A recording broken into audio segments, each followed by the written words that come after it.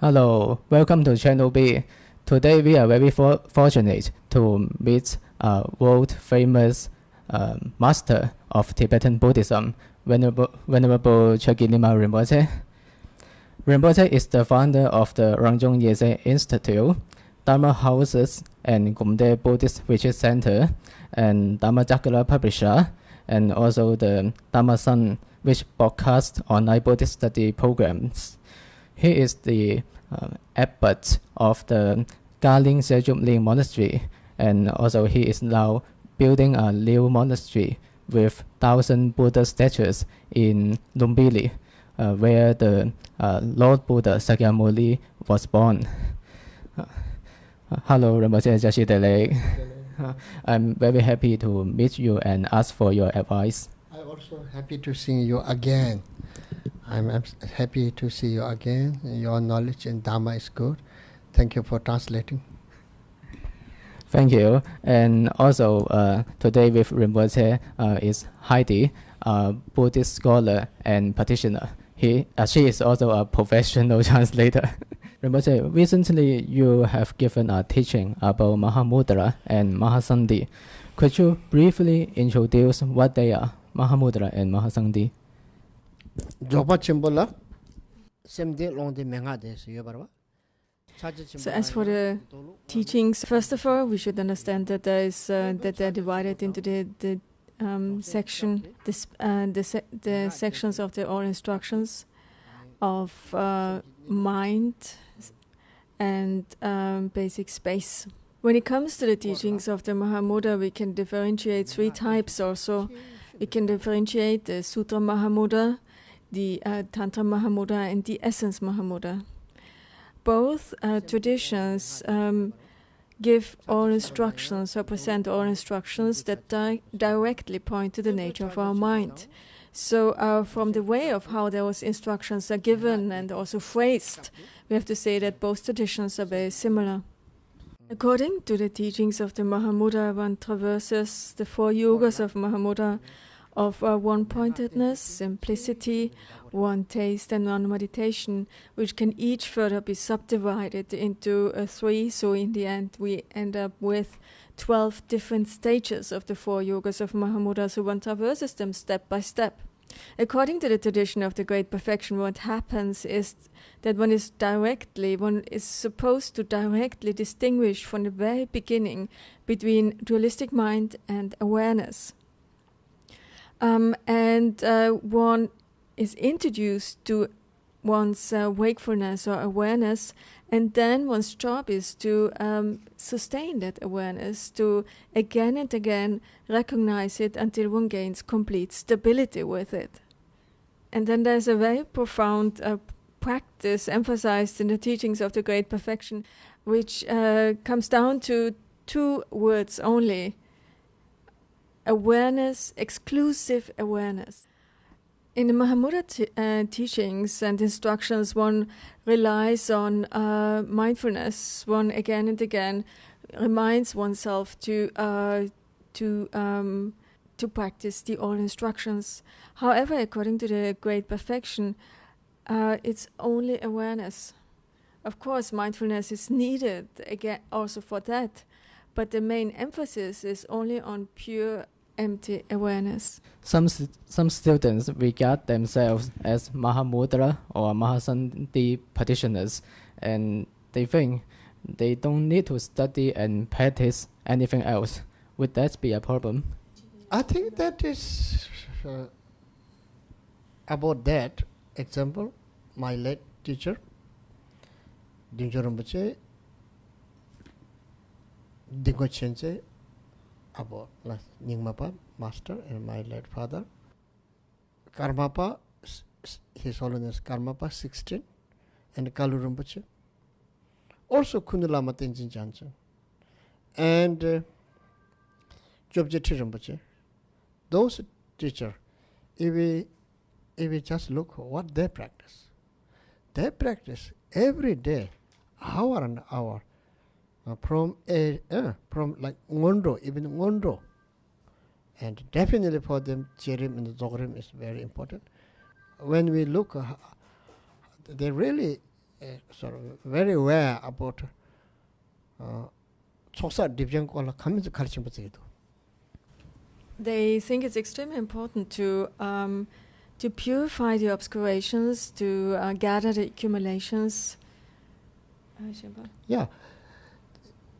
Late Chökyi Rinpoche, when he was 78 years old time, we have just chatting time. He says, these days I only doing 100 prostration every day. He says, I can't do more than that. So what is that? Then he says, oh, I am not good practitioner. I only did 8 times of Ngondo. So listen, through that we can learn a lot.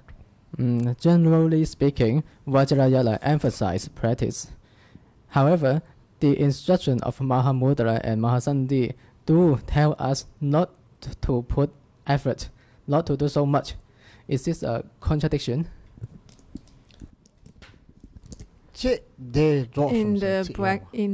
In the vehicle of the secret Mantrayana, we find very important practices such as development stage, recitation stage, and also the completion stage. Completion stage means nothing but actually remaining in the nature of the mind. So if we have recognized the nature of the mind and have gained stability in that recognition, then so in order to actually perfect the stages or the different practices that are taught in the Vajrayana, such as development stage, recitation, and the completion stage, especially the great completion stage, we need to recognize the nature of the mind, and we need to gain stability in the nature of the mind. If we do not recognize the nature of the mind, of course, also we won't be able to gain stability and to become familiar with the nature of the mind. So therefore, it's extremely important that we really take care to do that. Then we can, within that realization, we can then practice development stage, completion stage, and recitation. If somebody who has recognized the nature of the mind and also has gained stability in it, for such a person, it doesn't matter really what he or she does. They can walk around, eat, or do any kind of activity. Everything will become, or everything will merge with their realization. Everything will they will remain constantly in the nature of the mind. And this is also what is taught in the teachings of the Mahamudra, that in the space between two thoughts, non-conceptual wakefulness may arise or may be realized. Also in the midst of dualistic thoughts, non-conceptual wakefulness may dawn. Also Guru Rinpoche said that if you just leave thoughts by themselves, they will be liberated by themselves. By leaving their thoughts just as they are, they will become liberated as Dharmakaya. I supplicate my master, my own self-awareness. Okay, one very important. Please listen, whoever, and watch this. Madhyamaka, Mahamudra, Mahasandhi. They're similar and real. That there's a danger. Similar is not real, but sometimes similar thing real. That we practitioners need to very, very concerned. Example, how the great masters, how they sing. Todar karo chirve umabati mepens. To just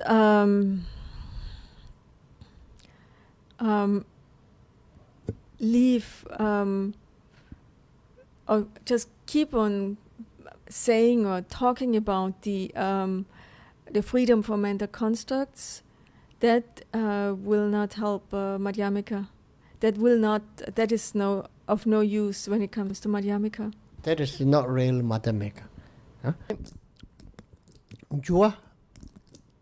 For instance, it is also said, when we practice Mahamudra and we think Mahamudra consists merely of recognizing one thought, that is to say, we observe that one thought has arisen and now the next one, and then again the next one. And if we think that this is Mahamudra, then understand that this is definitely not Mahamudra. This is not all right. Likewise, it is said that a great perfection where one merely sits there completely spaced out with a blank mind, that is of no use whatsoever. In brief, to make it easy to understand, if you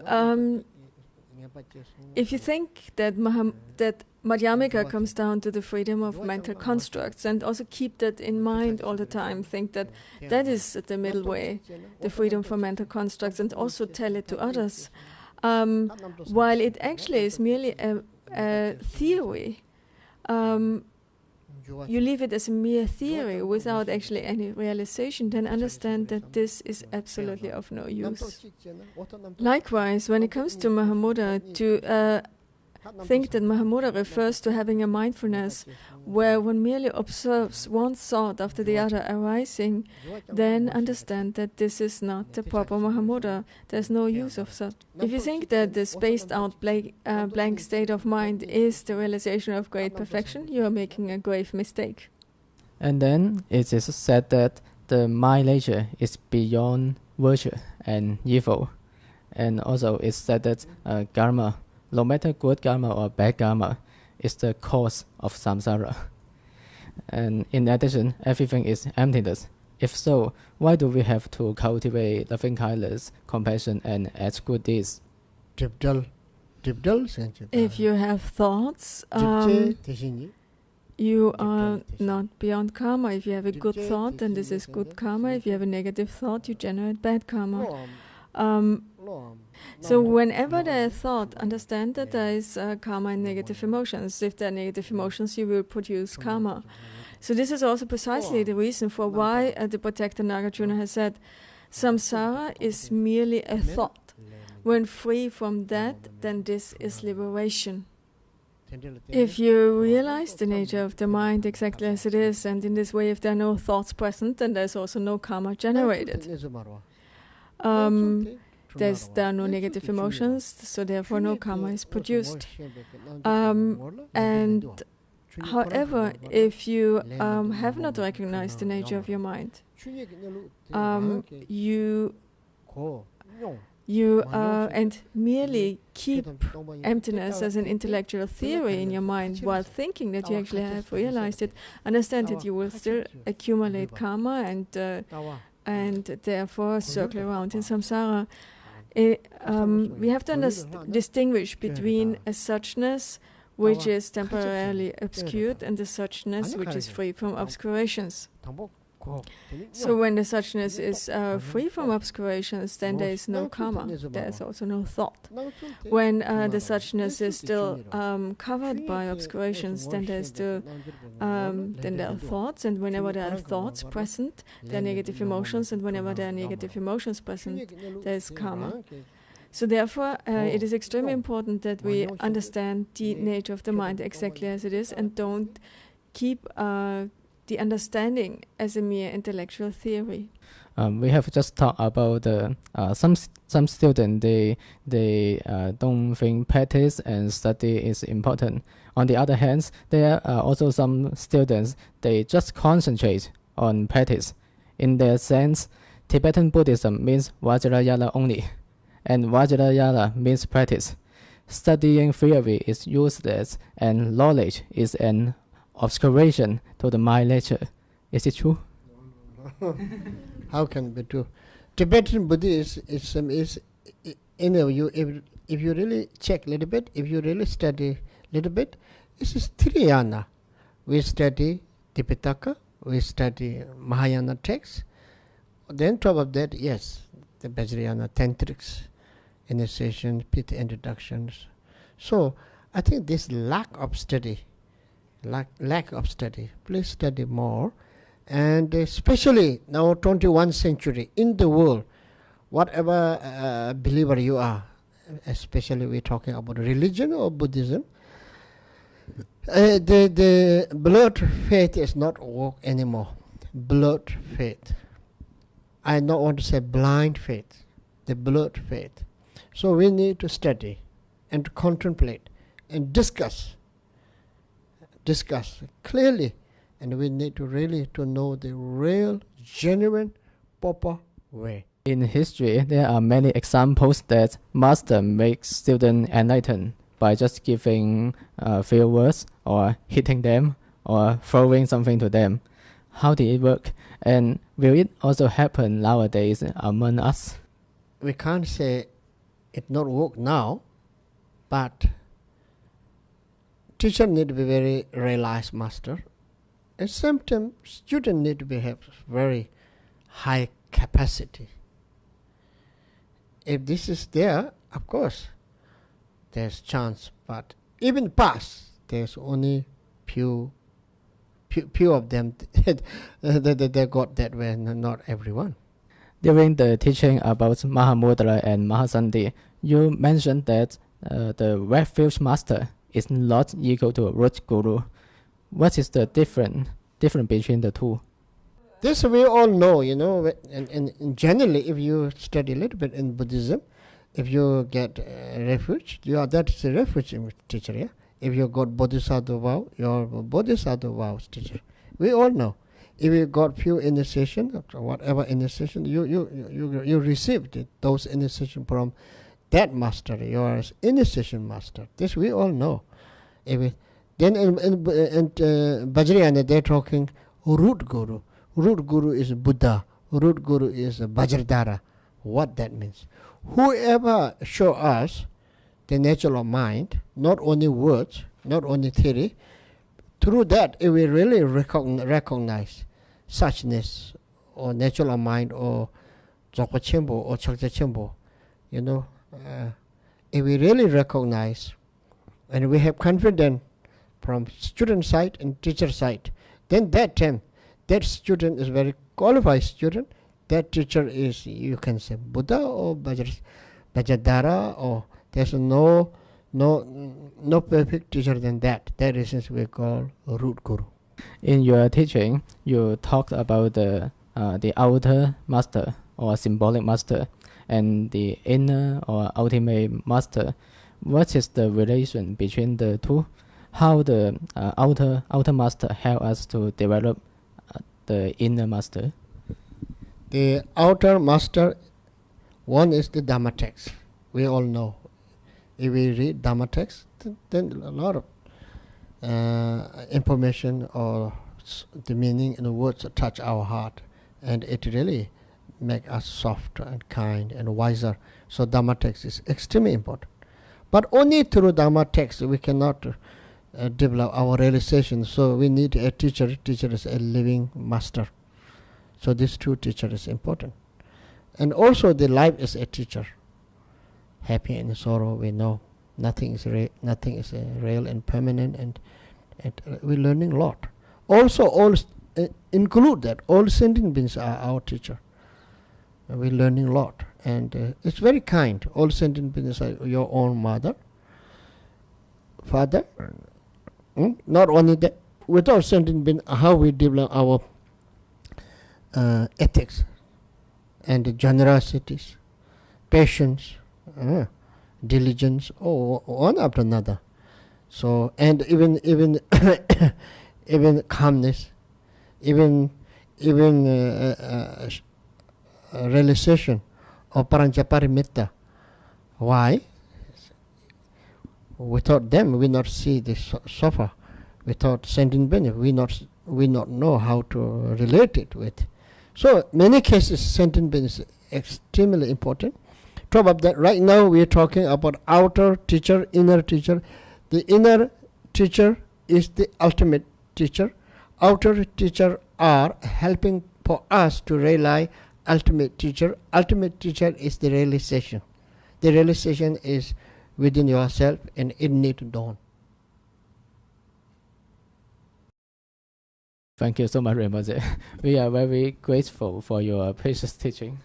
I'm happy to share a few words in channel B. I think B means Buddhist. Yes. So Yes. I'm so happy, and take care. Thank you.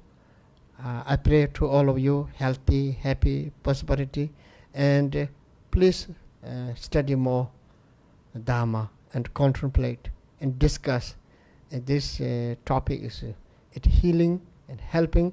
It makes you more calm, more kind, more soft, more wiser, and more tolerant. We all need that. Thank you very much. All the best. We also wish Rinpoche your lotus feet be stable and succeed in all your Buddhist activities. We are looking forward to see you again, and also thanks for Heidi's professional translation. Thank you very much. You did great job. You are a good translator. You have good knowledge in Dharma. I'm very happy. 家展謝，拜拜。Bye bye.